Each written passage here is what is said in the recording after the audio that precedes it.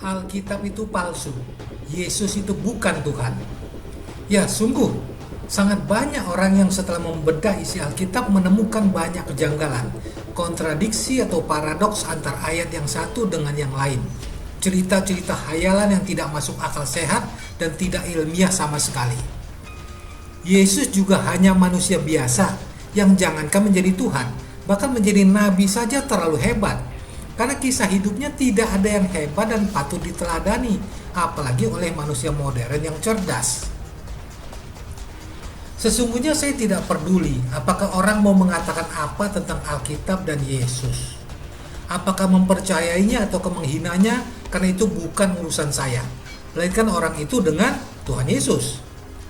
Namun karena dalil orang yang mengatakan bahwa Alkitab palsu karena berisi kisah yang tidak ilmiah dan tidak masuk akal sehat, maka sebagai orang kritis yang hobi dan kerjanya belajar, meresearch, menginvestigasi untuk menemukan jawaban atas makalah kehidupan yang complicated dan misterius, maka saya perlu mempertanyakan kepada orang itu. Saya sudah tahu bahwa Alkitab ada beberapa kisah yang tidak masuk akal, kontradiktif dan paradoksal, tidak ilmiah. Pertanyaan saya adalah, apakah Anda sudah tahu bahwa semua kitab suci, termasuk kitab suci agama Anda, juga banyak ayat yang tidak masuk akal, kontroversial, paradoksal, dan tidak ilmiah? Kalau Anda belum tahu, maukah Anda saya beritahu? Kalau mau membahas kitab suci, apalagi membawa-bawa istilah ilmiah, maka pertama-tama Anda harus ilmiah terlebih dahulu. Istilah gampangnya, isi kepalanya adalah pengetahuan dan wawasan multidisiplin dan bukan angin. Dengan begitu akan memahami bahwa kitab suci itu adalah pedoman moral, iman, dan hubungan antara manusia dengan Tuhannya dan bukan buku pengetahuan ilmiah.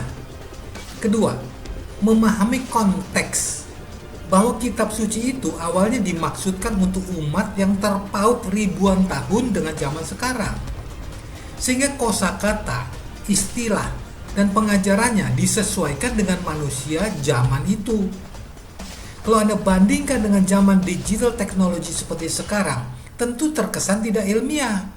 Namun kalau isi kitab suci membahas tentang peran artificial intelligence, atau digital teknologi, atau fisika kuantum, apakah manusia pada zaman itu mengerti? Akhir kata, soal Anda percaya atau tidak percaya kepada validitas dan otoritas Alkitab dan Yesus Kristus, that's not my business, melainkan urusan Anda sendiri.